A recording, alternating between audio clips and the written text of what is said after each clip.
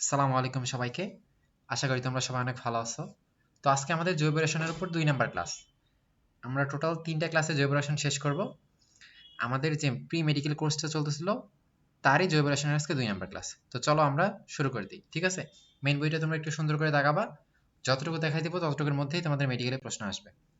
তো আজকে চলো এরপরে আমরা এর আগের দিন লাস্ট টপিক ছিল আলোক সমানতা। তো আলোক সমানতা কিভাবে বের করে, কি কি ক্রাইটেরিয়া, ওগুলো ইম্পর্টেন্ট। ওগুলো আমরা দেখাইছি। তো আজকে আমাদের অ্যারোমেটিক হাইড্রোকার্বন।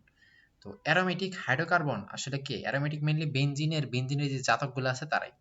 তাহলে অ্যারোমেটিক হাইড্রোকার্বন বলতে মেইনলি বেনজিন আর বেনজিনের জাতক বোঝায়। ঠিক আছে? এই যে বেনজিন আর কি বেনজিনের জাতক, এরাই মেইনলি অ্যারোমেটিক হাইড্রোকার্বন। এই যে চিত্র দেখতেছো, বেনজিনকে এরকম তাই না? 6টা সিএইচ থাকবে, একটার মধ্যে দ্বিবন্ধন, তারপরে একটা গ্যাপ রাখে আরেকটা দ্বিবন্ধন, আরেকটা গ্যাপ রাখে আরেকটা দ্বিবন্ধন, তাই না? এটা কিন্তু এমনিও লেখা যায়। ঠিক আছে? এরপর যদি একটা সিএইচ3 থাকে তাহলে সেটা টুলুইন, দুইটা সিএইচ3 থাকলে সেটা বলে জাইলিন। ঠিক আছে? আর এটারে বলে কি ন্যাপথ্যালিন। তো এই ন্যাপথ্যালিনে পাই বন্ধন, পাই বন্ধন কিন্তু 5টা, পাই বন্ধন 5টা, তাহলে পাই ইলেকট্রন কয়টা? 10টা, তাই না? তো ন্যাপথ্যালিনে পাই ইলেকট্রন কিন্তু 10টা, মনে রাখবা। এই যে এটা তো এইভাবে দিছে, কিন্তু বাস্তবে এটা কিন্তু অন্যভাবে লেখানো যায়। তাহলে ন্যাপথ্যালিন মনে রাখবা একটা কি অ্যারোমেটিক যৌগ। ঠিক আছে? এটা সবগুলো আসলে অ্যারোমেটিক যৌগ। তো ন্যাপথ্যালিনে কতগুলো পাই বন্ধন আছে? 5টা পাই বন্ধন আছে, আর একটা বন্ধনে 2টা ইলেকট্রন, তার মানে 10টা। তো বেনজিনে দেখো কয়টা পাই বন্ধন আছে? কয়টা? একটা, দুইটা, তিনটা। তাহলে তার পাই ইলেকট্রন কয়টা? 6টা। তো বেনজিনে পাই ইলেকট্রন 6টা, ন্যাপথ্যালিনে পাই ইলেকট্রন 10টা। আরেকটা আছে অ্যানথ্রাসিন, সেটাতে পাই ইলেকট্রন 14টা। অ্যানথ্রাসিন কি? এই যে এখানে তো ন্যাপথ্যালিনে তো আসলে 2টা চক্র, ওখানে আরেকটা চক্র এরকম করে অ্যাড হইছে। ঠিক আছে? 3টা চক্র, তাহলে সেখানে হবে 14টা। তো অ্যারোমেটিক হাইড্রোকার্বনকে অ্যারিন বলে। তাহলে নরমাল এগুলা এই যে যৌগগুলো আছে বড় বড় যৌগ, এগুলা মেডিকেলে ওইভাবে আসার সম্ভাবনা নাই। আর মনে রাখবা দুইটা সিএইচ3 থাকলে সেটা জাইলিন বলে। যদি এই প্রথম অবস্থানে থাকে, যেমন এটা তো মেইন, তাই না? এটা হলো প্রধান। আরেকটা দেখো 1 নাম্বার কার্বনে আছে, এটা হলো 1, এটা হলো 2, এটা হলো 3, এটা হলো 4, এটা হলো 5, তাই না? তো 1 নাম্বার কার্বন আছে, এটা হলো অর্থ অবস্থান। ঠিক আছে? এটা হলো অর্থ জাইলিন। এটা দেখো 2 নাম্বার অবস্থান আছে, তার মানে কি মেটা জাইলিন। ঠিক আছে? আর সরি, এটা হলো এই প্রথমে যে যুক্ত আছে সেটা হলো 1 নাম্বার কার্বন, তাই না? এটা তারপর হলো 2, এই মেটা হলো 3, আর এটা হলো 4, এটা হলো 5, এটা হলো কত? 6। তাহলে এটা দেখো 3 নাম্বারে আছে, তাই না? তাহলে এটার বলে মেটা অবস্থান। আর এটা হলো 4 নাম্বারে আছে, এটা বলে কি প্যারা অবস্থান। ঠিক আছে? তাহলে দুইটা বিপরীতে থাকলে বলে প্যারা বা 1,4। ঠিক আছে? এটা হলো 1 আর এটা হলো 4। তাহলে 1,4 ডাইমিথাইল বেনজিনও বলা যায়, কারণ দুইটা মিথাইল আর এটা তো একটা বেনজিন। তাহলে 1,4 ডাইমিথাইল বেনজিন, অথবা 1,3 ডাইমিথাইল বেনজিন, অথবা 1,2 ডাইমিথাইল বেনজিন। তো 1,2 যদি প্রথম অবস্থানে থাকে তাহলে অর্থ, এই জায়গাতে যদি থাকে তাহলে কি মেটা, আর বিপরীতে থাকলে তাহলে সেটাকে প্যারাজাইলিন বলে। এবার এখানে আমরা যে আলকাতরার যে আংশিক পাতন করি, তাহলে কি কি জিনিসগুলো আমরা পাবো, এটা কিন্তু অনেক টাইমে আসে। একটা আছে লঘু তৈল, একটা আছে মধ্যম তৈল, একটা আছে ভারী তৈল, এরপর হলো সবুজ তৈল, এরপর হলো পিচ। এক কথায় তুমি তাপমাত্রা আস্তে আস্তে যত বাড়াবা তত গাঢ় জিনিসগুলো আসলে পাবা। তো শুরুতে তাপমাত্রা যখন একটু কম দিবা তখন পাতলা জিনিসটা আলাদা হয়ে আসবে, যেমন লঘু তৈল। তারপর আরেকটু তাপমাত্রা বাড়াইলে যার গলনাঙ্ক স্ফুটনাঙ্ক একটু বেশি, সে তখন কি আলাদা হয়ে যাবে। তারপর আরেকটু বেশি তাপমাত্রা দিলে আরেকটু বেশি যার গলনাঙ্ক স্ফুটনাঙ্ক সে আলাদা হয়ে যাবে। এটা আমরা আংশিক পাতন, তাই না? রসায়ন প্রথম পত্রে 2 নম্বর অধ্যায়। তাহলে লঘু তৈল এটা হলো 170 ডিগ্রি দিলেই হয়। মধ্যম তৈল কত? 170 থেকে 230 ডিগ্রি। এই যে ভারী তৈল আর সবুজ তৈলটা একটু মনে রাখবা। ঠিক আছে? তো ভারী তৈল কত? 231 থেকে 270, এটা একটু মনে রাখো। ভারী তৈলটা ইম্পর্টেন্ট। তাহলে ভারী তৈল কত? 231 থেকে 270। আর সবুজ তৈল ওর থেকে একটু বেশি, কত? 271 থেকে 400। তো ভারী তৈলের উপাদান কি? ক্রিসস, ন্যাপথালিন, কুইনোলোন। আর সবুজ তৈলের উপাদান এনথ্রাসিন, ফিনান্থ্রিন। এটা ইম্পর্টেন্ট। তাহলে সবুজ তৈলের মধ্যে এনথ্রাসিন আর ফিনান্থ্রিন থাকে, এটা অন্য কারোর মধ্যে থাকে না। ভারী তৈলের মধ্যে দেখো ক্রিসস, ন্যাপথালিন এগুলা থাকে। ঠিক আছে? তাহলে সব থেকে বেশি দেখো যে নর্মালি সবুজ তৈলে থাকে 20%, তাই না? আর সবুজ তৈলের দেখো আপেক্ষিক গুরুত্ব কিন্তু অনেক বেশি, তাই না? 1.09। বাকি তেলগুলোর থেকে এর আপেক্ষিক গুরুত্ব মানে কি এর ঘনত্ব বা গাঢ়ত্ব বেশি। তাহলে সবুজ তৈল হলো 20%, ভারী হইলে কত? 10%, আর মধ্যম হলে 7.5%। তাহলে এই 3টা পার্সেন্টেজ একটু মনে রাখবা। আর লাস্টে যেটা আলাদা হয় না, অবশেষ থেকে যায়, সেটা হলো কি পিচ। ঠিক আছে? যেটা 57.5%। তাহলে সবুজ তৈল এখান থেকে মনে রাখবা, সবুজ তৈলের উপাদান কত? অ্যানথ্রাসিন আর ফিনান্থ্রিন। ভারী তৈলের উপাদান কি? ক্রিসস, ন্যাপথলিন আর কুইনোলোন। ভারী তৈলের তাপমাত্রা 231 থেকে 270, সবুজ তৈলের তাপমাত্রা 271 থেকে 400। ঠিক আছে? এটুকু মনে রাখলেই হয়েছে। তারপর এখান থেকে একটা মনে রাখা লাগবে, আমরা যে আলকাতটাকে এইরকম করলাম, এখানে তো এতগুলো পদার্থ আমরা পাইছি, এটার মধ্যে কোনটা অম্ল জাতীয় কোনটা ক্ষার জাতীয়। মনে রাখবো অম্ল জাতীয় কি ফেনল না, অম্ল জাতীয় হলো ফেনল। ফেনলের আরেকটা নাম কি কত, কার্বলিক অ্যাসিড না, সাপ তারাতে আমরা ইউজ করতাম, তাহলে কার্বলিক অ্যাসিড। ঠিক আছে, তাহলে অম্ল জাতীয় উপাদানের মধ্যে মেইনলি ফেনল বা কার্বলিক অ্যাসিড আছে। ফেনলের সঙ্গে কি কত, এই যে এরকম একটা বেঞ্জিন চক্রের সাথে কি একটা ওইস থাকে, এটা হলো কি ফেনল, এটা হলো অম্ল জাতীয় উপাদান গেল। এবার আসলে ক্ষার জাতীয় উপাদান। ক্ষার জাতীয় কি, আমরা বলছি নাইট্রোজেন কি অ্যামোনিয়া, এগুলো না ক্ষার জাতীয়। তাহলে নাইট্রোজেন যেগুলো থাকে যেমন অ্যানিলিন কি এন থাকে না, তারপরে যে পিরিডিন কি এন থাকে না, তারপরে থায়াফিন মানে এস থাকে, মনে আছে, এরা সব বিষম চাকরিক বা হেটারো অ্যারোমেটিক যৌগ, তাই না? তাহলে অ্যানিলিন, পিরিমিডিন, অ্যানিলিন কি, পিরিডিন কি, মনে আছে অ্যানিলিন মানে কি চারটা সিএইচ, তারপর আরেকটা কি এনএইচ থাকবে, ঠিক আছে। আর পিরিডিন মানে কি কত, পাঁচটা সিএইচ একটা কি নাইট্রোজেন থাকে, ঠিক আছে। আর থায়াফিন মানে কি চারটা সিএইচ আর একটা এস থাকে, তাই না? এগুলো আমরা কিন্তু গতকালকে পড়াইছি। তাহলে এটা হলো ক্ষার জাতীয়, বাকি সবই কিন্তু নিরপেক্ষ। তাহলে অম্ল জাতীয় একটাই, ক্ষার জাতীয় কি অ্যানিলিন, পিরিডিন আর থায়াফিন, বাকি সব কি নিরপেক্ষ। দেন এখান থেকে কিছু মনে রাখা লাগবে না। এবার আসলে বেনজেন ইম্পর্টেন্ট, বেনজেন ইম্পর্টেন্ট। বেনজেনের প্রস্তুতি প্রথমে আসে, আমরা কিভাবে প্রস্তুত করতে পারি। এটা হলো এক নাম্বারটা মনে রাখবো, যে একটা লবণ নিব আর সোডা লাইম নিব। তাহলে সোডা লাইমের সঙ্গে কি, এই যে সোডা লাইমের সঙ্গে একদম মুখস্থ, sodium hydroxide into calcium calcium oxide, ঠিক আছে, এটা হলো সোডা লাইম। একটা লবণ, এই লবণটা, লবণ কই থেকে, অ্যাসিডের ক্ষার থেকে তো তৈরি করে, তাহলে অবশ্যই অ্যাসিডের লবণ, ঠিক আছে। তো অ্যাসিডের লবণ কি, অ্যাসিডের লবণ এই যে বেনজোইক অ্যাসিডের লবণ, ঠিক আছে। আমরা জানি বেনজোইক অ্যাসিডের সঙ্গে কি, যে বেনজিন একটা চক্র থাকবে, তারপর সি ডাবল এইচ থাকবে, তো এইচটা রিপ্লেস হয়ে একটা ক্ষারীয় মূলক বসলেই সেটাকে আমরা লবণ বলে ফেলি, ঠিক আছে। তো হাইড্রোজেনটা রিপ্লেস করে কি একটা ক্ষারীয় মূলক সোডিয়াম বসছে, তাহলে এটা হলো সোডিয়াম বেনজয়েট, ঠিক আছে। বেনজোইক অ্যাসিডটা হাইড্রোজেন হারায় বেনজয়েট হয়ে গেছে, ঠিক আছে।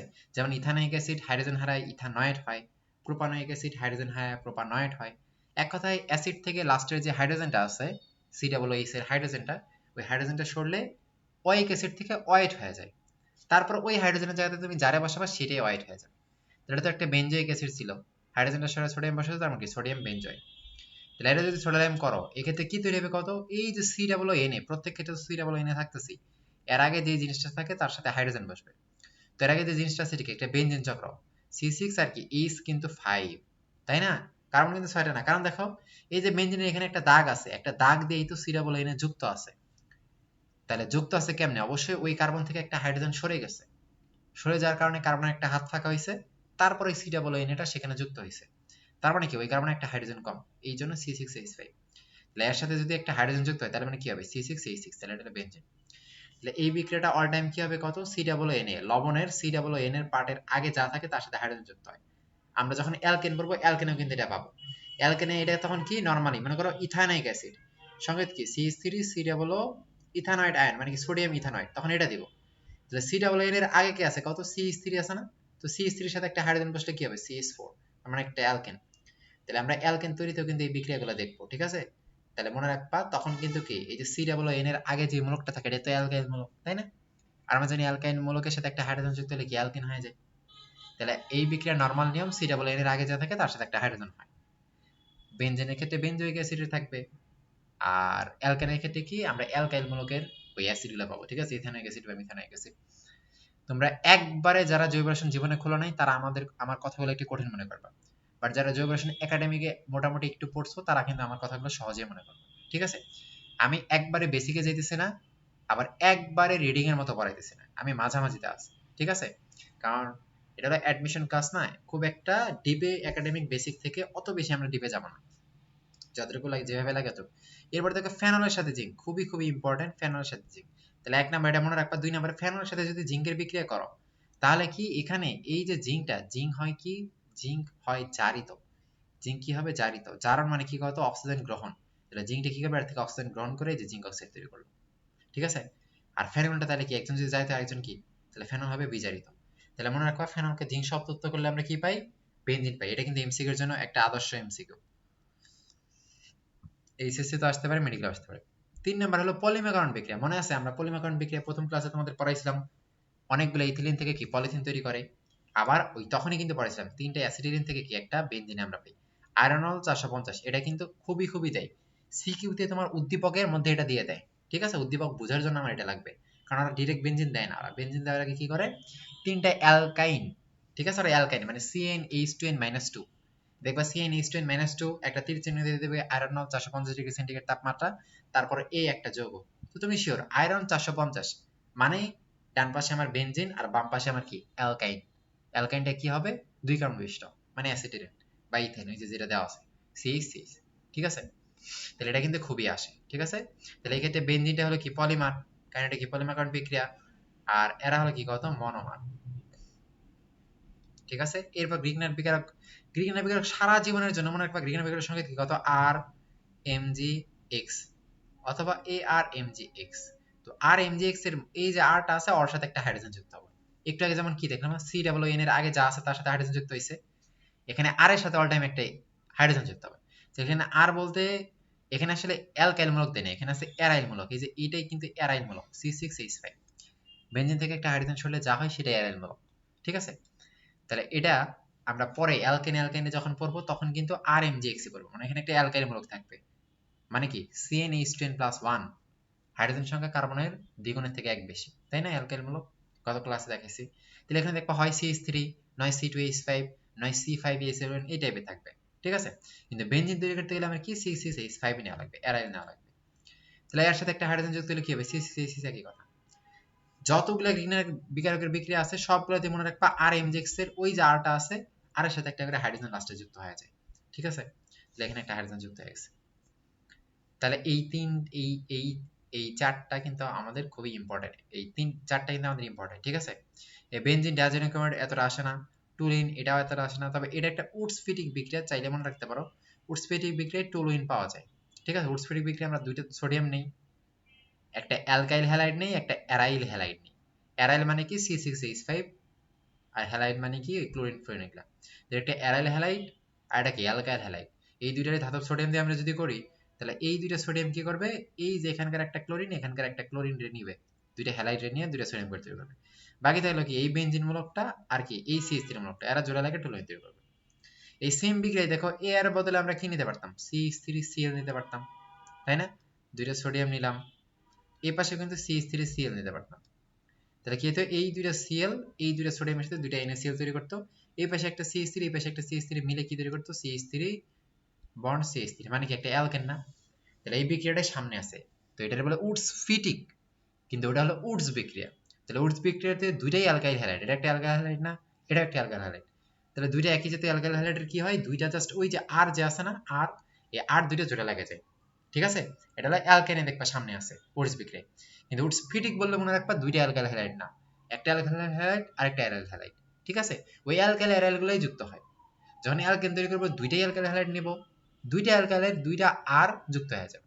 বুঝো নাই, মানে এই বিক্রিয়ায় তুমি যত কার্বন বিশিষ্ট অ্যালকাইল নিবা তার দ্বিগুণ কার্বন বিশিষ্ট তুমি অ্যালকেন পাবা, সামনে এই বিক্রিয়াটা আছে।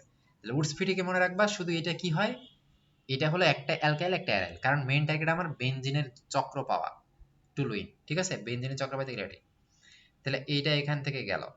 নেক্সট এই যে এই জিনিসগুলো আছে মনে রাখবা, এই যে চাকরিক যৌগ গঠন করতে গেলে আমার প্লাটিনাম অ্যালুমিনিয়াম ভ্যানাডিয়াম পেন্টঅক্সাইড দরকার, প্লাটিনাম অ্যালুমিনিয়াম অক্সাইড দরকার। ঠিক আছে, এগুলো আসলে এতটা দরকার নেই। বেনজিন বেনজিন দূরত্বটা তো বলে দিছি গত ক্লাসে, আমরা যত পারা যায় কম পারা যায়। এবার দেখো বেনজিনে বেনজিনে কিন্তু দ্বিবন্ধন আছে, তার মানে সে ডেফিনেটলি কি সংযোজন বিক্রিয়া দিবে। ঠিক আছে, আবার সে কিন্তু প্রতিস্থাপন বিক্রিয়াও দেয়, প্রতিস্থাপন বিক্রিয়া দেয়।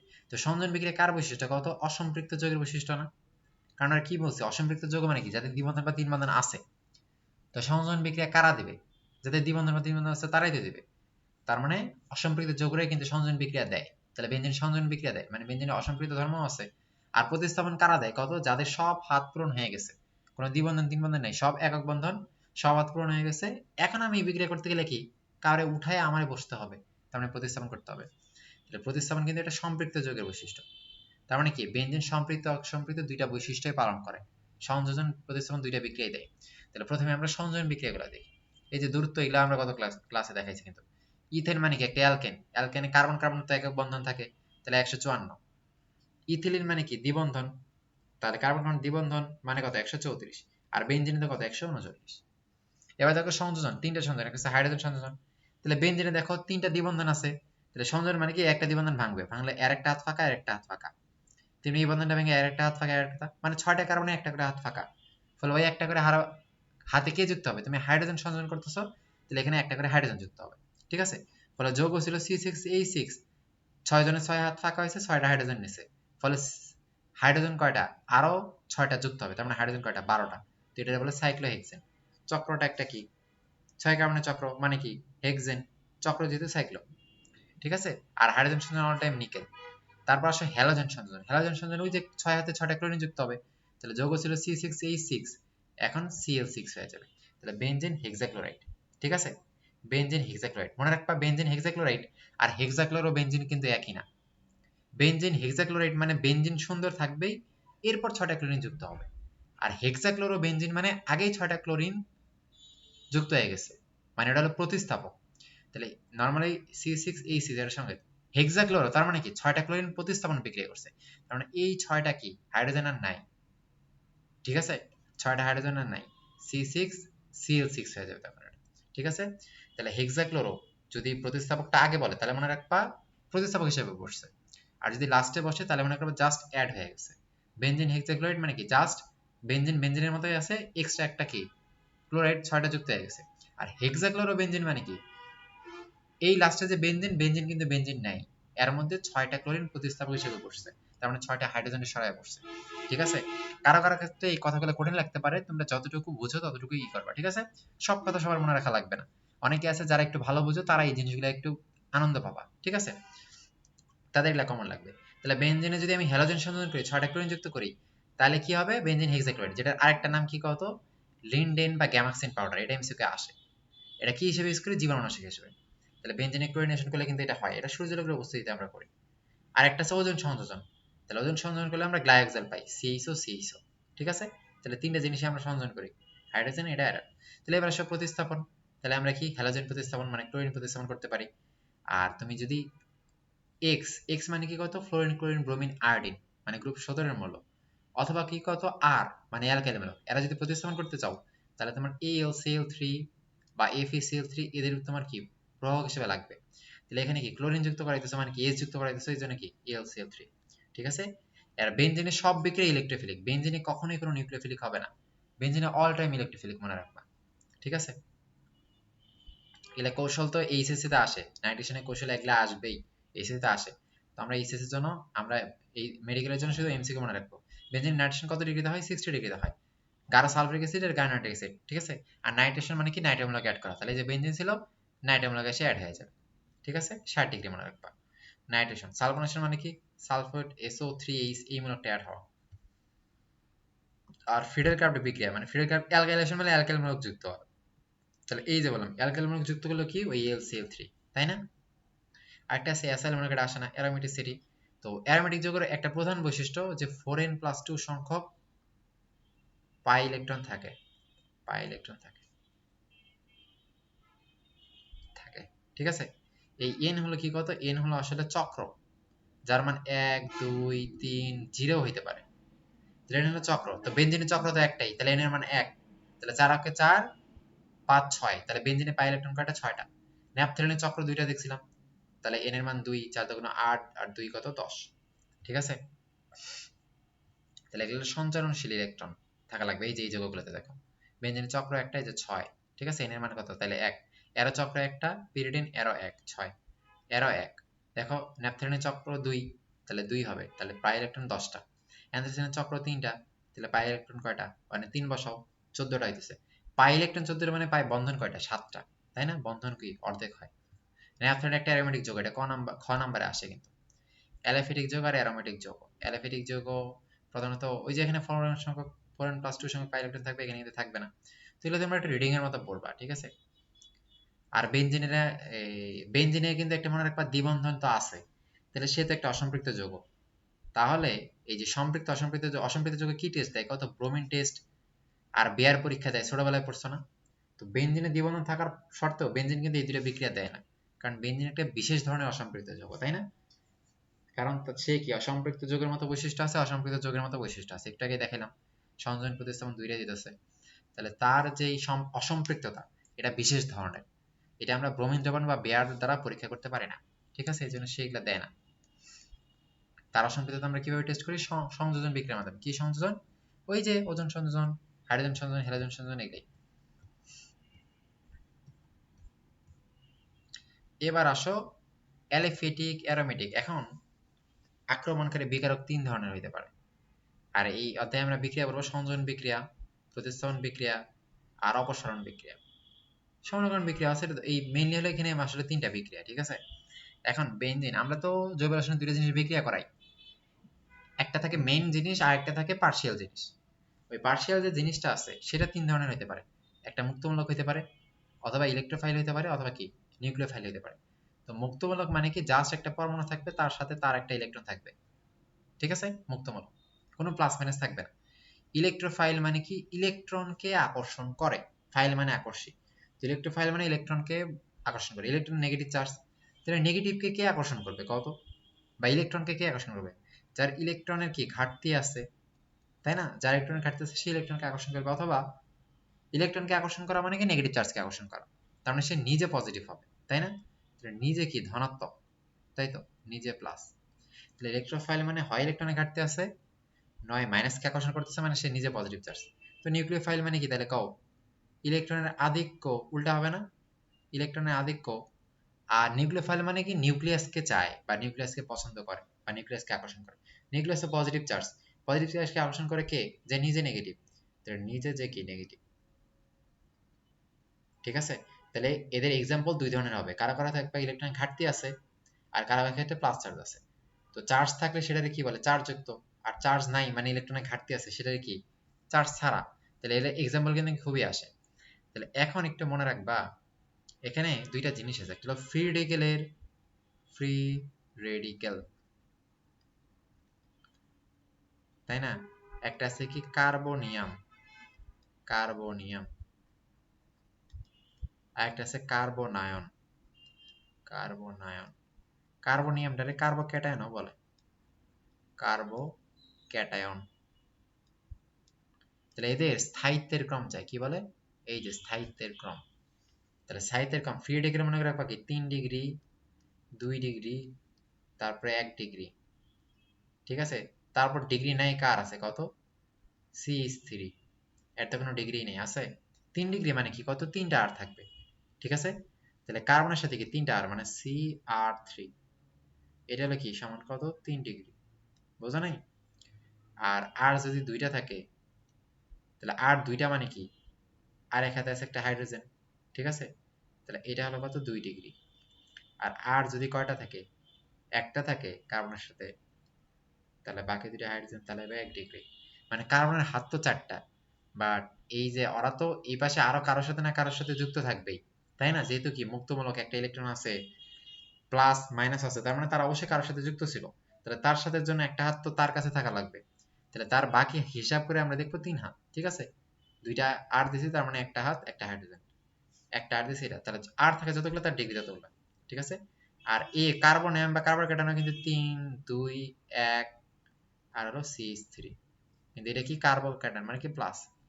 আর কেবলমাত্র কার্বনিয়াম কিন্তু আলাদা, সেটা হলো কত কত 1 ডিগ্রি, তারপর 2 ডিগ্রি, তারপর 3 ডিগ্রি, আর সব থেকে বেশি হলো CH3 মাইনাস, ঠিক আছে। এগুলা হলো কি কত স্থায়িত্বের ক্রম, কোনো কারণে সক্রিয়তা আসতে পারে, সেটা কিন্তু উল্টা হবে এদের থেকে উল্টা। তো তুমি স্থায়িত্বই মনে রাখবে কারণ তোমাদের ভাই স্থায়িত্বই আছে, ঠিক আছে। তাহলে এই যে ইলেকট্রোফাইল আর নিউক্লিওফাইল, তাহলে এই যে কার্বনিয়াম মানে কি কত, কার্বনিয়াম, কার্বনিয়াম মানে কি পজিটিভ চার্জ, কার্বনিয়াম মানে কি পজিটিভ চার্জ, কার্বনায়ন মানে কি নেগেটিভ চার্জ। আর ফ্রি রেডিকেল মানে কোনো চার্জ নেই, শুধু ইলেকট্রন থাকে। তাহলে কার্বনিয়াম মানে পজিটিভ চার্জ, তো পজিটিভ চার্জ যে নিজে পজিটিভ সে কি নেগেটিভকে আকর্ষণ করে, নেগেটিভকে যে আকর্ষণ করে সে কি নেগেটিভকে পছন্দ করে, তার মানে কি ইলেকট্রনকে পছন্দ করে, মানে কি ইলেকট্রোফাইল। তাহলে কার্বনিয়াম গুলো কিন্তু মেইনলি ইলেকট্রোফাইল, আর কার্বনায়ন গুলো কি কত মেইনলি নিউক্লিওফাইল, ঠিক আছে, যেগুলো আমরা দেখে নেব, এই যে নিচে এগুলাই আছে। তাহলে এদের স্থায়িত্ব কিন্তু দেওয়া আছে, ঠিক আছে। তাহলে এটা পড়বে। এখন এক্সাম্পল দেখো ইলেকট্রোফাইলের এক্সাম্পল কি, তাহলে ইলেকট্রোফাইল যে ইলেকট্রনকে আকর্ষণ করে মানে নেগেটিভকে আকর্ষণ করে, তার মানে নিজে পজিটিভ। তাহলে এই যে দেখো পজিটিভ, এই যে পজিটিভ, এই যে পজিটিভ, তাহলে পজিটিভ চার্জ থাকলে সেটা কি ইলেকট্রোফাইল। অথবা ইলেকট্রোফাইল মানে কি ইলেকট্রনকে আকর্ষণ করে, তার মানে কি যার ইলেকট্রনের ঘাটতি আছে, যেমন AlCl3 BF3 দুজনে দেখবে ইলেকট্রনের ঘাটতি আছে, এরা কি অষ্টক, অষ্টক সংকোচন, ঠিক আছে। 3 অধ্যায়ের কথা মনে পড়ে প্রথম পত্রের অষ্টক সংকোচন, কারণ এদের লাস্টে 6টা করে ইলেকট্রন আছে, 8টা করে ইলেকট্রন নেই। অ্যালুমিনিয়ামের 3টা ইলেকট্রন 3টা ক্লোরিনের সাথে বন্ধনে আকর্ষণ করে 3 2 6 হয়ে গেছে। তেমনি নিউক্লিওফাইল মানে নিউক্লিয়াসকে আকর্ষণ করে, তার মানে নিজে নেগেটিভ চার্জ, তার মানে যাদের নেগেটিভ চার্জ আছে তারা সবগুলাই কি নিউক্লিওফাইল। অথবা কি নিউক্লিওফাইল মানে নিউক্লিয়াসকে আকর্ষণ করে মানে পজিটিভকে আকর্ষণ করে, তার মানে নিজে পজিটিভকে আকর্ষণ করে, তাই না? পজিটিভকে আকর্ষণ করে এটার মানে কি কত, ইলেকট্রোফাইল মানে ইলেকট্রনকে আকর্ষণ করে, তার মানে ইলেকট্রনের ঘাটতি ছিল, তাহলে নিউক্লিওফাইল কি কত ইলেকট্রন অধিক থাকবে, তাই না? ওর যদি ঘাটতি থাকে এটা কি অধিক, তাহলে ইলেকট্রন অধিক থাকে মেইনলি নাইট্রোজেন আর অক্সিজেনের যে যৌগগুলো আছে তারা। তো এই যে দেখো অ্যামোনিয়া, এই যে দেখো এটা অক্সিজেন আছে আর কি নাইট্রোজেন আছে, এখানে দেখো নাইট্রোজেন আছে, এখানে দেখো অক্সিজেন আছে, তার মানে এরাই, ঠিক আছে?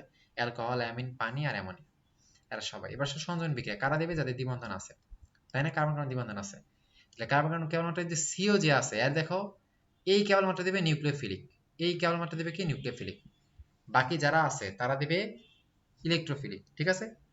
তাহলে এটা কিন্তু নিউক্লিওফিলিক ইলেকট্রোফিলিক হয়, শুধু মনে রাখো সিও যেটা আছে এটা হলো কি নিউক্লিওফিলিক। নিউক্লিওফিলিক কারা দেবে, যারা আলাদা জিনিস থাকবে, দেখো কার্বন আর অক্সিজেন দুইটা আলাদা না, তাহলে এরা দেবে নিউক্লিওফিলিক। কিন্তু বেনজিনে বন্ধন থাকে কার মধ্যে, কার্বন আর কার্বনের মধ্যে। অ্যালকিনে বন্ধন থাকে কার মধ্যে, কার্বন আর কার্বনের মধ্যে। অ্যালকাইনে বন্ধন থাকে কার মধ্যে, কার্বন আর কার্বনের মধ্যে, তাহলে ওরা দেবে ইলেকট্রোফাইল। যখনই আলাদা তৈরি থাকবে, আলাদা থাকবে মানে কি প্লাস মাইনাস তৈরি হতে পারবে, কার্বন ইলেকট্রন টানাটানির কারণে প্লাস মাইনাস তৈরি হবে, প্লাস মাইনাস তৈরি হবে মানে নিউক্লিওফাইল, ঠিক আছে? খুব ডিপে আমি যাইতেছি না, মানে একবার সিও কেবলমাত্র নিউক্লিওফাইল দেয়, যেহেতু দ্বিবন্ধন আছে সংযোজন বিক্রিয়া দিবে, আর যেহেতু দুইটা আলাদা কার্বন আর অক্সিজেন তড়িৎ পার্থক্য আছে, তার মানে নিউক্লিওফিলিক, এটুকু মনে রাখো, ঠিক আছে? অ্যালকিন বেনজিন এরা কিন্তু সব ইলেকট্রোফিলিক আর এরা নিউক্লিওফিলিক।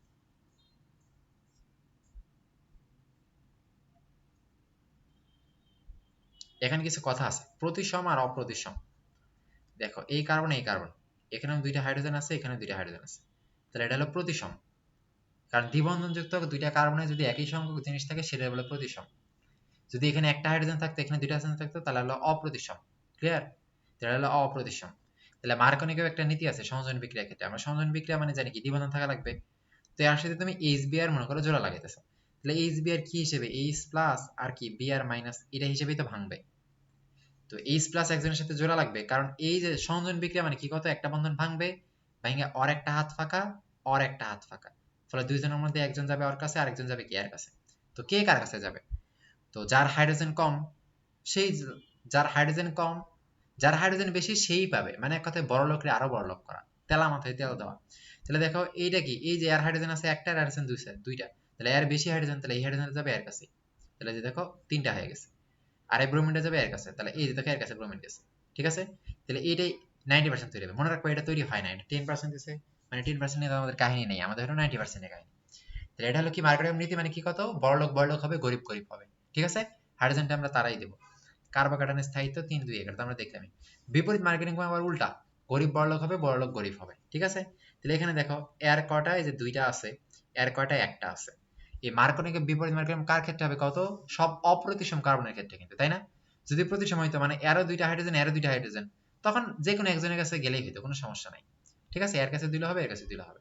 কিন্তু যখন কম বেশি হবে তখন কাক দিবা, যে বড় লোক তাকে দিবা, ঠিক আছে? এটা হলো মার্কেটিং নীতি। আর বিপরীত মার্কেটিং মানে উল্টা, তাহলে এর দেখো হাইড্রোজেন বেশি আছে, তাহলে এর আর হাইড্রোজেন দিব না, এর দিব ব্রোমিন, এই যে দেখো আর দিছে ব্রোমিন। আর এই কার্বনের সাথে আমি কারে দেবো, তাহলে হাইড্রোজেন, তাহলে এই কার্বন দেখো দুইটা হাইড্রোজেন আছে। তাহলে বিপরীত মার্কেটিং কেমনে চিনবা, এখানে দেখবা একটা জৈব পারক্সাইড থাকবে, তাহলে জৈব পারক্সাইড থাকলে বিপরীত মার্কেটিং মানে গরিব বড়লোক হবে, বড়লোক গরিব হবে। আর যদি না থাকে তাহলে কি ওইটা, ঠিক আছে? আর এটা কাদের ক্ষেত্রে কত মার্কনিক নীতিটা, অপ্রতিসম বিকারকের সাথে, অপ্রতিসম অ্যালকিনের সাথে অপ্রতিসম বিকারক। এটা একটা অপ্রতিসম অ্যালকিন, কারণ দ্বিবন্ধনে দুইটা কার্বনের কি একই জাতীয় হাইড্রোজেন নাই, কম বেশি আছে, অপ্রতিসম। এটা একটা অপ্রতিসম বিকারক, কারণ কি কত একটা হাইড্রোজেন একটা ব্রোমিন, মানে কি একটা প্লাস একটা মাইনাস।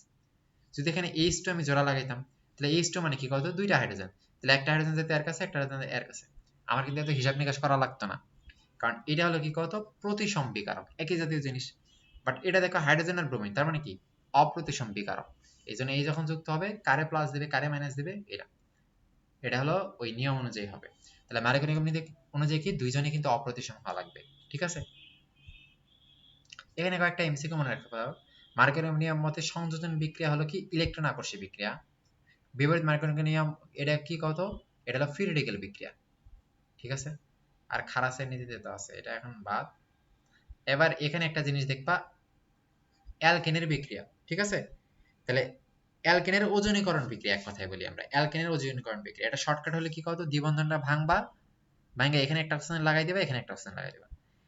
আরেকটা মনে রাখবা, অ্যালকেনের ওজনীকরণ করলে আমরা অ্যালডিহাইড আর কিটোন পাই। অ্যালকিনের ওজনীকরণ করলে আমরা কি পাই, অ্যালডিহাইড আর কিটোন, এর বাইরে কিছু পাবো না। অ্যালডিহাইড প্লাস কিটোন,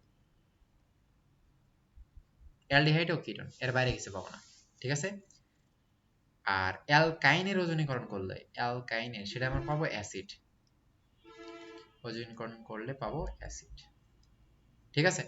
তাহলে নিয়ম কি কত, দ্বিবন্ধনে একটা ভাঙে আর একটা অক্সিজেন একটা অক্সিজেন, তাহলে এখানে একটা অক্সিজেন লাগালে কি যোগটা ছিল কি CH3CH, তাই তো, বন্ধনটা এখানেই তো ভাঙছি, এখানেই তো বন্ধনটা ভাঙছি, এখানে একটা ও যুক্ত হয়ে যাবে, তাহলে কি হলো CH3CHO। তেমনি এই পাশে দেখো CH3CHO হবে, তার মানে কি দুইটা CH3CHO, এই যে দেখো দুইটা CH3, এটাতে যদি ভাঙো তাহলে এখানে একটা ও যুক্ত হবে, এখানে একটা ও যুক্ত হলে কি CH3CO তাই না, CH3CO, তাহলে এটা মানে কি CH3CO, এটা একটা প্রোপানন। আর এই পাশে কি হলো কত, CH2O, এই CH2 টা যদি সাজায় লেখো তাহলে কি হবে HCHO, তাই তো, তাহলে যে মিথান, ঠিক আছে। এটা অল টাইম মনে রাখবা, ঠিক আছে। তাহলে এরকম কিন্তু জাস্ট দ্বিবন্ধনটা ভেঙেই করবা। এখন একটা মনে রাখবা, কিটোন কখন তৈরি হবে কত, এটা একটা কিটোন না CO, কিটোন তৈরি হবে যখন কি কত পার্শ্ব সিকল থাকবে, পার্শ্ব সিকল থাকলে, তাই না। এই যে দেখো, এই যে প্রথম যে বিউটিন 2 এর কি কোনো পার্শ্ব সিকল আছে, পার্শ্ব সিকল থাকলে তো বলতো 2 methyl 3 methyl butene, 2 methyl butene, অন্য তো কিছু বলে নাই, ডিরেক্ট বিউটিন 2, তাহলে আর কোনো পার্শ্ব সিকল নাই, মানে কিটোন তৈরি হবে না। যা তৈরি হবে দুইটাই কি অ্যালডিহাইড, দুইটা করে জিনিসই তৈরি হবে, কারণ কি কাটতেছে, কাটা দুইটা অক্সিজেন জোড়া লাগতেছে। আর দেখো 2 মিথাইল প্রোপেন, এই যে 2 মিথাইল মানে কি পার্শ্ব সিকল আছে, তার মানে একটা কিটোন তৈরি হবে। নিচেটা দেখো 2 মিথাইল বিউটিন, 2 মিথাইল, এই যে একটা পার্শ্ব সিকল আছে, তার মানে এখানে মনে করো এই যে কিটোন তৈরি হবে। ক্লিয়ার, এটা আমরা একাডেমিক ক্লাসে আরো ভালো করে পড়াইছি। তো অ্যালকাইনের ওজনীকরণ, এই দেখো অ্যালকাইনের ওজনীকরণ করলে কি জাস্ট অ্যাসিড তৈরি হয়েছে লাস্টে। কি কত, এখানে 3 বন্ধন ভাঙবা, ভাঙা ওখানে শুধু ও লাগাইছিলা, এখানে ডাবল ও এইচ লাগাবা, তাহলে এখানে ডাবল ও এইচ হলে কি হবে কত, CH3CH2C ডাবল ও এইচ, আর এই পাশে HC ডাবল ও এইচ, ঠিক আছে। তাহলে এই যে দেখো ক্লিয়ার। তাহলে এরপরে দেখো, এরপরে এখানে এখানে এই যে হেক্সামিন, এটা হলো কি ফর্মালডিহাইডের সাথে 6টা ফর্মালডিহাইডের সাথে 4টা অ্যামোনিয়া বিক্রিয়া করলে একটা হেক্সামিন, ঠিক আছে, ঠিক আছে। হেক্সামিথিলিন টেট্রাঅ্যামিন আমরা পাই। তো এইটা কি কত, রিউমেটিক ফিভার আর বাত জ্বর ও প্রস্রাব থলি সংক্রান্ত প্রতিরোধে আমরা ইউজ করি। ফর্মালডিহাইডে 40% দ্রবণকে ফরমালিন বলে, ঠিক আছে। এইটারই আমরা 40% দ্রবণকে অ্যামোনিয়ার সাথে বিক্রিয়া করাই। এখানে গ্রিগনার বিকারক সহ বিক্রিয়া আছে, এটা এখানে দরকার নেই, কারণ এটা আমরা এর পরে আছে। এবার আসলে সংযোজন বিক্রিয়া, দুইটা স্পেশাল বিক্রিয়া, একটা আছে অ্যালডল ঘনীভবন বিক্রিয়া আর একটা ক্যানেজারো বিক্রিয়া। মেডিকেলের জন্য যতটুকু লাগে আমি ততটুকুই বলতেছি। অ্যালডল ঘনীভবন হলো আলফা হাইড্রোজেন যুক্ত অ্যালডিহাইড, মানে আলফা হাইড্রোজেন থাকবেই, অ্যালডিহাইড বা কিটোন, ঠিক আছে। এই ক্ষেত্রে ক্ষার যেটা থাকবে এটা হলো লঘু ক্ষার, মানে খুবই পাতলা দ্রবণ, ঠিক আছে। আর ক্যানেজারো বিক্রিয়া আলফা হাইড্রোজেন বিহীন, ঠিক আছে। ক্যানেজারো বিক্রিয়া আলফা হাইড্রোজেন বিহীন, আর এই ক্ষেত্রে NaOH হলো গাঢ় দ্রবণ। তাহলে আলফা হাইড্রোজেন বিহীন কেমনে বুঝবা, এই যে দেখো এখানে একটা যোগ CH3 দিছে, এটা একটা আলফা হাইড্রোজেন বিহীন, কারণ কি আলফা হাইড্রোজেন মানে কি কত, এই যে কার্যক্রমমূলক যেই কার্বনে থাকে সেটা হলো আলফা কার্বন, আর আলফা কার্বনের সাথে যতগুলো হাইড্রোজেন থাকে সেটা হলো আলফা হাইড্রোজেন। তাহলে আমরা জানি এই বেনজিন চক্রের প্রত্যেকটা কার্বনে কি একটা করে হাইড্রোজেন আছে, বাট এই কার্বনে যে হাইড্রোজেনটা আছে সেটা রিপ্লেস করেই কিন্তু এই CHOটা বসছে, তাই না। আমরা বলছি কি বেনজিনে একটা করে দাগ থাকা মানে কি ওই কার্বন থেকে ওই হাইড্রোজেনটা সরে গেছে, উঠে গেছে। তাহলে এখানে তো কি, এখানে কত এই যে একটা দাগ দিয়ে CHO আছে, তার মানে কি ওখানকার হাইড্রোজেনটা নাই। তাহলে এই CHOটা যেই কার্বনে যুক্ত আছে, প্রত্যেকটা কার্বনে তো একটা করে হাইড্রোজেন, কিন্তু এই কার্বনে কিন্তু আর হাইড্রোজেন নেই, কারণ হাইড্রোজেন সরে যায় সে বসছে। তাহলে এটা হলো কি আলফা হাইড্রোজেন, আলফা হাইড্রোজেন কি থাকবে, থাকবে না, ঠিক আছে না, কারণ এটা হলো আলফা কার্বন আর ওই কার্বনের কোনো হাইড্রোজেন নাই। তেমনি এটাই দেখো এই যে CHO যেই কার্বনের সাথে যুক্ত আছে সেটা হলো আলফা কার্বন, তাহলে এই কি কোনো কার্বনের সাথে যুক্ত আছে, না, তাহলে এখানে কোনো কার্বনের সাথে যুক্ত নাই, তার মানে এখানে আলফা কার্বন নেই, আর আলফা কার্বন না থাকলে তার আলফা হাইড্রোজেন আসবেই না। কিন্তু এখানে দেখো অ্যালডল ঘনীভবন যে বিক্রিয়াটা আছে সেখানে দেখো এই যে CH3CHO, এই দেখো CH3, এই CHOটা কি এই কার্বনের সাথে জোড়া লেগে আছে, তাহলে এই কার্বনটা আলফা কার্বন, আর এই কার্বনের সাথে দেখো 3টা হাইড্রোজেন আছে, তার মানে এরা কি আলফা হাইড্রোজেন, তার মানে এই যোগটা কি কত দিবে, ঠিক আছে না। তাহলে এরকম আলফা হাইড্রোজেন যুক্ত যে কেউ কিন্তু দিবে। আর ক্যানেজারে কি কত, এই যে CHO এও দিবে না, এও দিবে না, এরা দুজন ক্যানেজারে দেবে কিন্তু অ্যালডিহাইড দিবে না, ঠিক আছে। কি তৈরি হয় না তৈরি হয় এত ডিপে না যাই, কারণ ওগুলা তোমাদের জন্য এতটুকুই দরকার। আর কার্বনের যৌগের সক্রিয়তা মনে রাখবা, আর যত না থাকবে তত ভালো। তাহলে এইটা দেখো, এই যে এইচ সিএইচও, তাই না? এই যোগটা, প্রথমটা যোগটা কত, এইচ সিএইচও, তাই তো? এই যোগটাতে মানে কি বোঝায় কত? এর মানে বোঝায় সিও দুই পাশে দুইটা হাইড্রোজেন আছে। তাহলে সিওর দুই পাশে দুইটা হাইড্রোজেন হলে সব থেকে সক্রিয়। কার থেকে সক্রিয়? যদি সিওর দেখো এক পাশে একটা আর আছে, তার থেকে সক্রিয়। ঠিক আছে, এক পাশে একটা আর, আরেক পাশে কিন্তু একটা হাইড্রোজেন। আর যদি দেখো দুই পাশেই কি, সিওর দুই পাশে আর, তাহলে তার সক্রিয়তা আরো কম। তাহলে সিওর দুই পাশে দুইটা আর থাকলে আরো কমে, সব থেকে কম। এক পাশে একটা আর যদি থাকে, এক পাশে একটা হাইড্রোজেন থাকে, তাহলে ওর থেকে একটু বেশি। আর দুই পাশে যদি দুইটা হাইড্রোজেন থাকে, তাহলে সব থেকে বেশি। ঠিক আছে, তার মানে আর যত কম থাকবে তত ভালো। ঠিক আছে, তাহলে প্রথমটা হলো কি, মিথানেল, তাই না? এই সি মানে কি মিথানেল, বাকি ফর্মালডিহাইড, তাই না? মিথানেলের সংকেত না এটা, মিথানেল বা ফর্মালডিহাইড। পরেরটা দেখো আর সি মানে যে কোনো একটা অ্যালডিহাইড, আর লাস্টেরটা কিন্তু কিটোন। তাহলে মিথানল সব থেকে বেশি সক্রিয় অ্যালডিহাইড। এরপরে অন্য যে কোনো অ্যালডিহাইড হতে পারে, এক কার্বন বাদে যত কার্বনের হতে পারে, ইথানল, প্রোপানল, বিউটানল। এরপরে কিন্তু কে, এই যে কিটোন।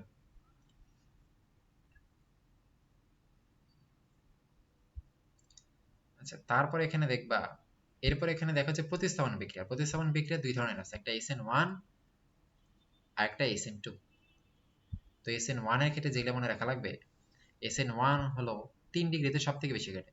মানে SN1 এর যে অ্যালকাইল হ্যালাইডের যে সক্রিয়তা আছে 3 ডিগ্রি, তারপর হলো 2 ডিগ্রি, তারপর হলো 1 ডিগ্রি। ঠিক আছে, 3 ডিগ্রিতে সব থেকে বেশি ঘটে। এটা হলো দুই ধাপে ঘটে, মনে রাখা লাগবে। আর এক্ষেত্রে দ্রবণটা খুবই লঘু, পোলার দ্রাবক। ঠিক আছে, এরটুকু মনে রাখলে হয়েছে। ঠিক আছে, আর আছে ওয়ান। ওয়ান মানে কি, এর ক্রম হলো প্রথম ক্রমের বিক্রিয়া। ওয়ান মানে প্রথম ক্রম বিক্রিয়া। ক্রম প্রথম মানে কি, শুধু একজনের ঘনমাত্রার উপর নির্ভর করে, অ্যালকাইল হ্যালাইডের ঘনমাত্রার উপর নির্ভর করে। ঠিক আছে, NOH এর ঘনমাত্রার উপর নির্ভর করে না, এই জন্য আর ঘনমাত্রা কম।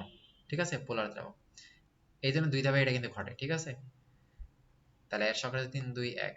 আর SN2 মানে কত, এটা তো 1 ডিগ্রিতে বেশি ঘটে। তাহলে SN2 হলো অ্যালকাইল হ্যালাইডের সক্রিয়তা কম 1 ডিগ্রি, তারপর 2 ডিগ্রি, তারপর হলো 3 ডিগ্রি। এটা হলো এক ধাপে ঘটে। SN2 মানে কি, এর ক্রম হলো দুইটা। ঠিক আছে, SN2 মানে কি, এর ক্রম দুইটা। এন্ড ক্রম 2 মানে কি কত, এর ঘনমাত্রা দুইজনের উপরে ডিপেন্ড করে। ঠিক আছে, অ্যালকাইল হ্যালাইডের উপর ডিপেন্ড করে, আর ওই ক্ষার বা নিউক্লিওফাইলটার উপর ডিপেন্ড করে। ঠিক আছে, এই জন্য এখানে ক্ষারটার ঘনমাত্রা বেশি থাকে। ঠিক আছে, ওই এনে দেখবে যে ক্ষারটার ঘনমাত্রা বেশি থাকে। আর এই ক্ষেত্রে এক ধাপে ঘটে, তার মানে কি, একজন আস্তে আস্তে সরতে থাকে, আরেকজনে তারা 180 ডিগ্রি অ্যাঙ্গেলে যুক্ত হইতে থাকে। ঠিক আছে, সে আস্তে আস্তে উঠতেছে, আরেকজন আস্তে আস্তে বসতেছে।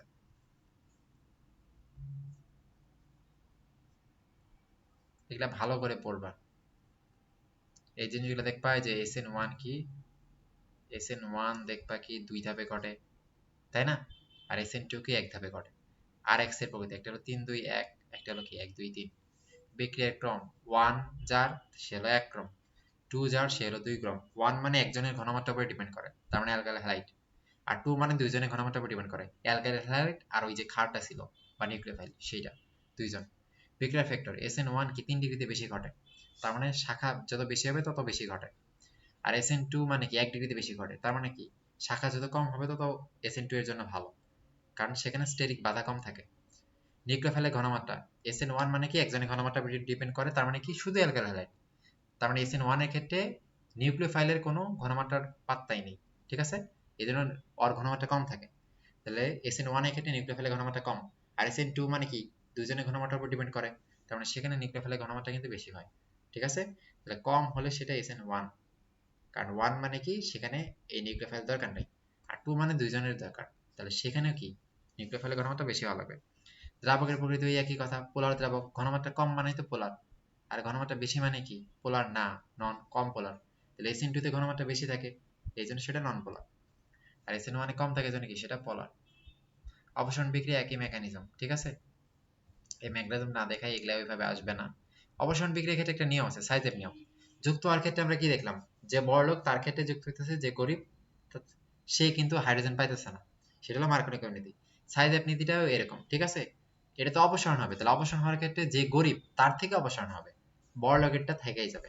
ঠিক আছে, যখন আমার দুইটা বিটা কার্বন থেকে, মনে রাখবা অপসারণ সবসময় দুইটা জিনিস হওয়া লাগবে, একটা হলো কার্যকরীমূলক সরবে, আর একটা তার পার্শ্ববর্তী কার্বন, মানে বিটা কার্বন যে আছে, আলফা কার্বনের পার্শ্ববর্তী কার্বন কি বিটা কার্বন, কার্যকরীমূলক যেই কার্বনে যুক্ত আছে সেটা হলো আলফা কার্বন, আর ওর পার্শ্ববর্তী কার্বন হলো বিটা কার্বন।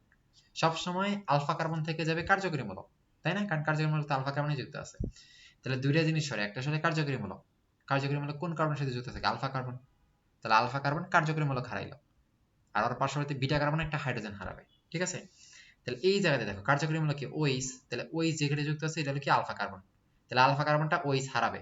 আর বিটা কার্বন দেখো আলফা কার্বনের পার্শ্ববর্তী, তো এর এই পাশে তো এও আছে আবার এও আছে, তার মানে কি দুইটা বিটা কার্বন। তাহলে কার থেকে সরবে? হাইড্রোজেনটা। হাইড্রোজেন কার থেকে সরবে? যে গরিব তার থেকে। দেখো এর আছে তিনটা, এর আছে একটা, তাহলে সরবে, এর আছে দুইটা, তাহলে সরবে হলো এর থেকে, ঠিক আছে? গরিবের থেকে সরে। এই দুইটা পানি সরে, এটা আর এটা কি সরে যাবে, ফলে এর একটা হাত ফাঁকা হবে, এর একটা হাত ফাঁকা হবে, দুইটা মিলে গিয়ে একটা দ্বিবন্ধন হয়ে যাবে। এই যে দ্বিবন্ধন হয়েছে এখানে, ঠিক আছে? এটা ভার্সিটি ভর্তি পরীক্ষা বা অন্য জায়গাতে খুবই বেশি আসে, কিন্তু মেডিকেলে এগুলো কম দেয়। মেডিকেলে তোমরা অনুশীলনী এমসিকিউ গুলো খুব ভালো করে পড়বা, আর এই জিনিসগুলো যতটুকু পড়তেছি এতটুকু পড়লেই তোমাদের বাকি জায়গার জন্য মোটামুটি হয়ে যাবে, ঠিক আছে? শুধুমাত্র জটিল যে ভার্সিটি আছে সেগুলা বাদে। আমরা আবারও বলতেছি, আমরা কিন্তু মেডিকেল স্ট্যান্ডার্ড ক্লাস পড়াইতেছি, এই জন্য আমরা অত ডিপে ঢুকতেছি না, ঠিক আছে? তারপরে বেনজিনের বহু প্রতিস্থাপন বিক্রিয়া, মনে রাখবা বেনজিন থেকে অধিক সক্রিয়। বেনজিনে কিছু কিছু মূলক যুক্ত হয়ে বেনজিনটারে অধিক সক্রিয় বানায় ফেলে, যেমন CH3, ক্লোরিন, OH আর NH2, এরা বেনজিনের অধিক সক্রিয় বানাইছে। তাহলে কি অ্যানিলিন একটা কি বেনজিন থেকে অধিক সক্রিয় যৌগ, ফেনল একটা অধিক সক্রিয় যৌগ, এখান থেকে এমসিকিউ 100% আসেই। আর বেনজিন থেকে কম সক্রিয় কি, যে নাইট্রো মূলক যদি যুক্ত হয় অ্যালডিহাইড আর হলো অ্যাসিড, ঠিক আছে? প্রথম কথা মনে রাখবা, যদি কোনো কারণে অক্সিজেন একের বেশি থাকে তাহলে ডেফিনেটলি সেটা কম সক্রিয়। দেখো অক্সিজেন একের বেশি মানে এর মধ্যে একের বেশি আছে, এর মধ্যে একের বেশি আছে।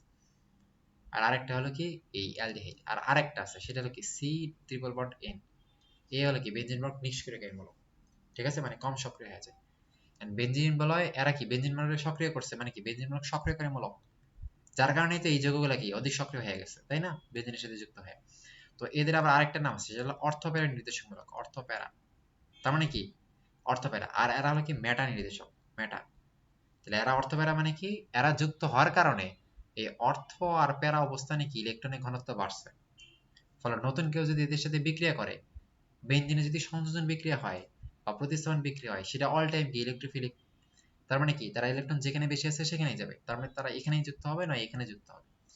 এই জন্য এদের অর্থপ্যারা নির্দেশক বলে, মানে কি এদের সাথে কেউ বিক্রিয়া করলে অর্থ আর প্যারা অবস্থানে যুক্ত হবে।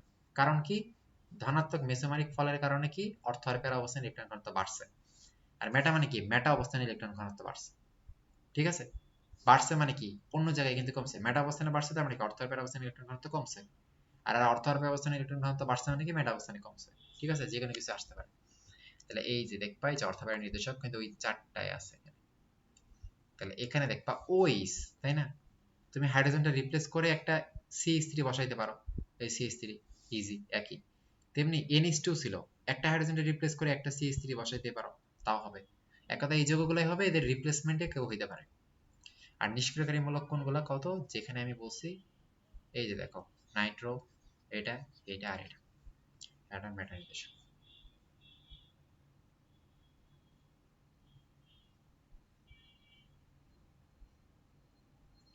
তারপর দেখো তার মানে এরা অধিক সক্রিয় মানে কি, এখন এই যে বেনজিন বলয়ে এই কয়েকটা মূলক যে যুক্ত হয়েছে, এরপর বেনজিন বলয়টা অতি সক্রিয় হয়েছে, তার মানে কি খুব তাড়াতাড়ি সে এখন বিক্রিয়া করবে, সক্রিয়, তাই না? লাফালাফি করতেছে। তাহলে এদের বিক্রিয়া করার জন্য কিন্তু আমার এখন খুব তো কম তাপমাত্রা দরকার, খুব বেশি তাপমাত্রার দরকার নেই। তাহলে দেখো টুলেনের নাইট্রেশন, বেনজিনের নাইট্রেশন মনে আছে 60 ডিগ্রি, দেয়ার নাইট্রেশন দেখো 30 ডিগ্রিতে হয়ে যাচ্ছে, তাই না? তাহলে লেভেল কমে হয়ে গেছে। এই সালফোনেশন দেখো 5 ডিগ্রি, তাই না? কত কম তাপমাত্রায় কিন্তু হয়ে যাচ্ছে। এখানে এগুলো অনেক আছে বুঝছো, কিন্তু এগুলো মেডিকেলে আসলে আসে না, এই জন্য আমি এগুলো দিতেছি না। একাডেমিকের জন্য এগুলো আমরা ভালো করে পড়াইছি। এখান থেকে একটা মনে রাখতে পারো যে ফেনলের যদি আমি নাইট্রেশন করি, গাঢ় সালফিক অ্যাসিড গাঢ় নাইট্রিক অ্যাসিড দিয়ে যদি আমরা নাইট্রেশন করি, ঠিক আছে? নাইট্রেশন এটা করি, তাহলে মনে রাখবা যে আমরা পিক্রিক অ্যাসিড পাই। পিক্রিক অ্যাসিড মানে কি 2,4,6 টাইনাইট্রোফেনল। 2,4,6 টাইনাইট্রোফেনল এর আরেকটা নাম কি পিক্রিক অ্যাসিড, যেটা কি পুড়ে গেলে আমরা অ্যান্টিসেপ্টিক ইউজ করি। তাহলে এমসিকিউ আসতে পারে যে পিক্রিক অ্যাসিড পাই কোন যৌগ থেকে, প্রথম কথা ফেনল থেকে। ফেনলে কোন বিক্রিয়া করে পাই, নাইট্রেশন বিক্রিয়া পাই, গাঢ় সালফিক অ্যাসিড গাঢ় নাইট্রিক অ্যাসিড করে পাই। পিক্রিক অ্যাসিড পাই কি কাজ, পুরা মলম ইউজ করা, ঠিক আছে? এটা কিন্তু ই করে। আর আরেকটা আছে টুলুনের, যদি আমরা নাইট্রেশন করি তখন কি টাইনাইট্রোটুলিন, এটা তো টাইনাইট্রোফেনল, ওটা টাইনাইট্রোটুলিন মানে কি টিএনটি তৈরি করে, ঠিক আছে? ওটা কিন্তু বোমা টোমা ডিনামাইট তৈরিতে ব্যবহার করা হয়। তাহলে ওটা আছে পরে, তাই এগুলো আমার অতটা লাগবে না, এগুলো চাইলে পড়ানো যায়, কিন্তু তোমাদের এগুলো এইচএসসি তে একটু ইম্পর্টেন্ট, কিন্তু মেডিকেলের জন্য তুমি জৈব রসায়ন অত ডিপলি আসলে কি পড়ে আসলে শেষ করতে পারবে না, ঠিক আছে? আমরা নর্মালি অ্যালকেন পড়াই, অ্যালকেনে আমরা বললাম কি কার্বন, অ্যালকেনের সাধারণ সংখ্যা কি, হাইড্রোজেন সংখ্যা কার্বনের দ্বিগুণ থেকে 2 বেশি, তাই না? বা RH লেখা যায়, ওই যে অ্যালকাইল মূলকের সাথে একটা হাইড্রোজেন যুক্ত হয়, তাই না? যদি কার্বন 1 থেকে 4টা থাকে তাহলে হয় গ্যাস, 5 থেকে যদি 17টা থাকে তাহলে হয় তরল, 17টা বেশি থাকলে হবে কি কঠিন, ঠিক আছে? অ্যালকেন নরমালি কি, যেহেতু 4 হাতেই কেউ না কেউ থাকে, মানে কার্বন কার্বন সব একক বন্ধন, তাই না? এই জন্য তার আর তো কোনো আসক্তি নেই, তাই না? তার কোনো হাত ফাঁকা হইতেছে না, এই জন্য সে হলো কম সক্রিয়, ঠিক আছে? প্যারাফিনও বলে অনেকটা। তাহলে এর ওই যে মনে আছে বেনজিনের যে কি একটা লবণ আর সোডিয়ামের বিক্রিয়া করাইছিলাম, ওখানে কিন্তু এখানে একটা বেনজিন চক্র ছিল, আর এখানে আমি বলছিলাম আর সি ডাবল এন এর আগে যা থাকে তার সাথে হাইড্রোজেন যুক্ত হয়, তাহলে আর থাকলে আর এর সাথে হাইড্রোজেন যুক্ত, তো আর এক্স মানে তো অ্যালকেন, তাই না? তাহলে এটা কিন্তু এই বিক্রিয়া কি, ঠিক আছে?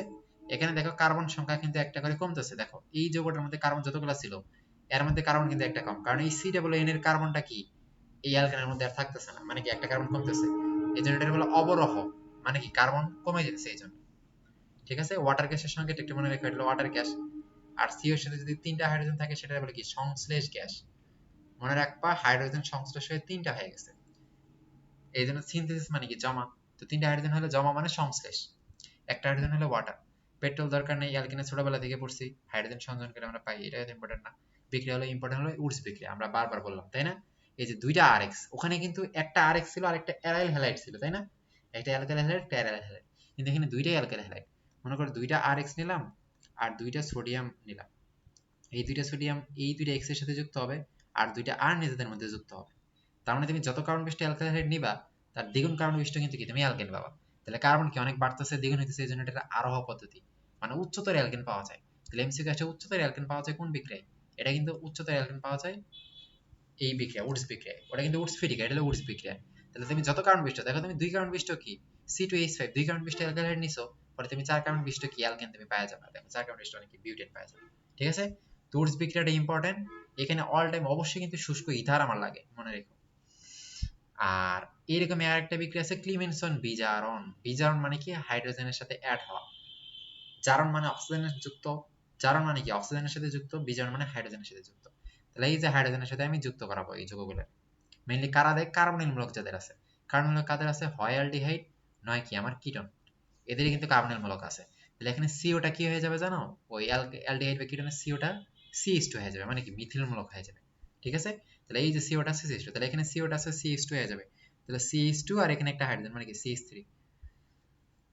এখানে সিওটা CH2 হয়ে যাবে, ঠিক আছে?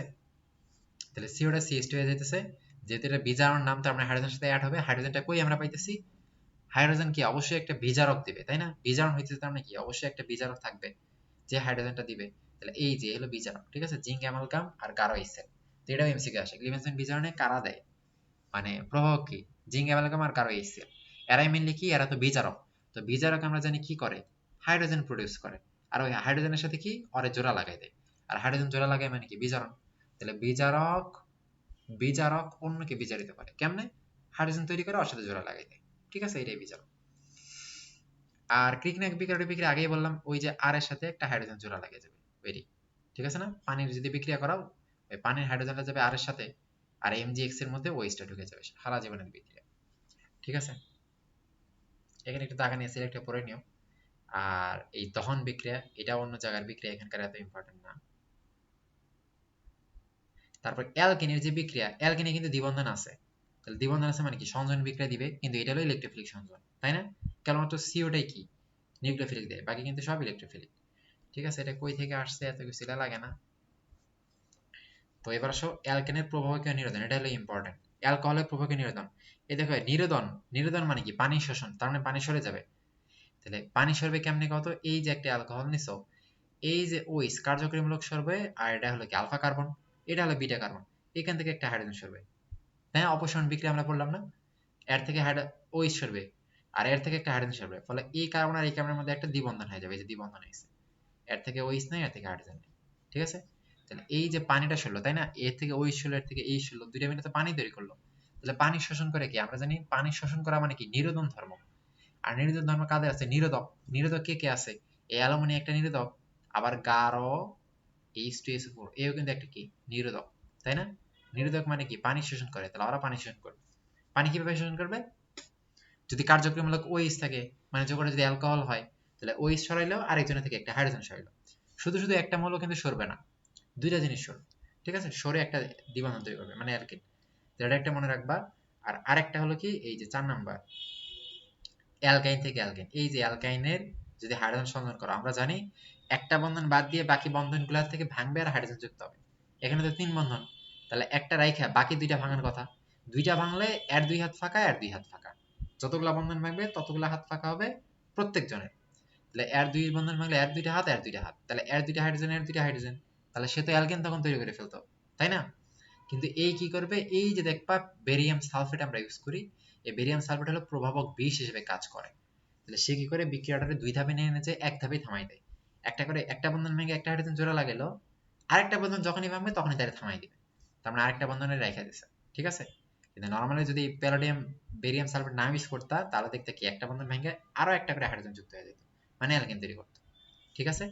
আর অ্যালকেনের অসম্পৃক্ত টেস্ট দুইটা জিনিস, একটা হলো কি ব্রোমিন দ্রবণ টেস্ট, আর একটা হলো বেয়ার টেস্ট। এই দুইটা কারা দেবে? যারা অ্যালকেন তারা, তাই না? ব্রোমিন দেবে। ব্রোমিনের বর্ণ কিরকম? ব্রোমিনের বর্ণ হলো কি লাল বর্ণ, সেটা কি বিনষ্ট হয়ে যায়, তার মানে বিক্রিয়া করছে, তাই না? আর বেয়ার পরীক্ষা মানে কি পটাশিয়াম পারম্যাঙ্গনেট গোলাপি বর্ণ বিনষ্ট হয়ে যায়। এটা তোমরা আগে থেকে জানো, তাই না? অ্যালকেনের আর অ্যালকাইনের শনাক্তকরণ। অ্যালকাইনের মধ্যে কি 3 বন্ধন, অ্যালকাইনের একটা বিক্রিয়া আমাদের লাগে, সেটা হলো এই যে ক্যালসিয়াম কার্বনেট থেকে বিক্রিয়া। আমরা জানি ক্যালসিয়াম কার্বনেটকে উত্তপ্ত করলে কি কার্বন ডাই অক্সাইড আর চুন পাই। এই চুনকে যদি কি কার্বন সহ উত্তপ্ত করি, তাহলে কি এই যে ক্যালসিয়াম কার্বাইড পাই। এই ক্যালসিয়াম কার্বাইডকে আবার আদর্শ বিশ্লেষণ করলে এই যে অ্যাসিডেট পাই। তাহলে ক্যালসিয়াম কার্বাইড থেকে কিন্তু মেনলি এটা পাই। ঠিক আছে? এই অ্যালকাইনের শনাক্তকরণ বিক্রিয়া কি, তাই না? একটা আছে ধাতব সোডিয়ামের সাথে। তাহলে এই যে 3 বন্ধনের সাথে যে কার্বন থাকে, ওর সাথে যদি হাইড্রোজেন থাকে, তাহলে ওই হাইড্রোজেনটা ইজিলি সরে যাবে, ইজিলি রিপ্লেস করা যাবে। ঠিক আছে? তাহলে যেহেতু এই 3 বন্ধনের সাথে যে কার্বনগুলো আছে, এর সাথে হাইড্রোজেন আছে, তাহলে ইজিলি সে সরে যাবে, সরে সেখানে সোডিয়াম বসবে। কারণ 3 বন্ধনের সাথে যে কার্বনটা থাকে, ওর সাথে যদি শুধু একটা হাইড্রোজেন থাকে, ওই হাইড্রোজেনটা দুর্বল আকর্ষণে থাকে। তেমনি এখানে দেখো, এখানে দেখো, এই যে দেখো, এই যে 3 বন্ধনের এই কার্বনে দেখো একটা হাইড্রোজেন, এই কার্বনে দেখো একটা আর। তাহলে আমি বলছি যদি হাইড্রোজেন থাকে 3 কার্বনের সাথে, মানে 3 বন্ধনের সাথে, ওই হাইড্রোজেনটা রিপ্লেস হবে। তাহলে এই হাইড্রোজেনটা রিপ্লেস হয়ে অন্য কেউ বসবে। কিন্তু এই যে 3 বন্ধনের এই কার্বনের সাথে এখানে কিন্তু আর হাইড্রোজেন নেই, আর আছে, তাহলে আর কিন্তু রিপ্লেস হবে না। তাহলে এখানে যখন আর ছিল দেখো, আর কিন্তু রিপ্লেস হয়নি, আর আরই আছে। কিন্তু 3 বন্ধনের সাথে যদি শুধু হাইড্রোজেন থাকে, তাহলে সে রিপ্লেস হবে। তাহলে এই পাশে দেখো শুধু হাইড্রোজেন, শুধু হাইড্রোজেন, তার মানে কি দুইটা হাইড্রোজেনের রিপ্লেস হবে। তাহলে দেখো দুইটা সিলভার বসছে। ঠিক আছে? তাহলে এই অ্যালকাইন একটা হলো ধাতব সোডিয়াম দিয়ে বিক্রিয়া দেয়, একটা ডায়ামিন সিলভার নাইট্রেট দিয়ে বিক্রিয়া দেয়, একটা ডায়ামিন কপার কপারের সাথে বিক্রিয়া দেয়। ঠিক আছে? ডায়ামিন কপার ক্লোরাইডের সাথে বিক্রিয়া দেয়। তাহলে কপার মানে লাল, আর সিলভার মানে কি সাদা। তাহলে এইচএসসি এর জন্য কিন্তু একটু ইম্পর্টেন্ট। তাহলে এটা হলো অ্যালকাইন। অ্যালকাইন 1 অল টাইম অম্লধর্মী। 1 কেমনে বুঝবা? 3 বন্ধনটা যদি লাস্টের দিকে থাকে, 3 বন্ধন যদি কি এই লাস্টের দিকে থাকে, তাহলে সেটা 1। যদি দেখো এই পাশে CH3, এই পাশে C, এই পাশে C, এই পাশে CH3, তাহলে কিন্তু অম্লধর্মী হবে না। কারণ এই 3 বন্ধনটা লাস্টে নাই। এই পাশ থেকে গুনলে A হলো 1 নাম্বার, এলো 2 নাম্বার, 2 নাম্বারে আছে। এই পাশ থেকে গুনলে A 1 নাম্বার, A 2 নাম্বার, 2 নাম্বারে আছে। তাহলে অবশ্যই 1 নাম্বার, মানে সবার লাস্টে থাকে সে হলো কি অম্লধর্মী, সবথেকে বেশি অম্লধর্মী হয়। ঠিক আছে? সবথেকে বেশি অম্লধর্মী হয়। তাহলে এরপরে এই বিক্রিয়াগুলো শেষ। এরপরে নেক্সটের যে টপিকগুলো আছে অ্যালকাইল হ্যালাইড থেকে শুরু করে বাকি যেগুলো আছে, এগুলো আমরা নেক্সট ক্লাসটায় পড়বো। ঠিক আছে? আজকে ক্লাসটা বড় না করি। ঠিক আছে? তো আল্লাহ হাফেজ সবাইকে।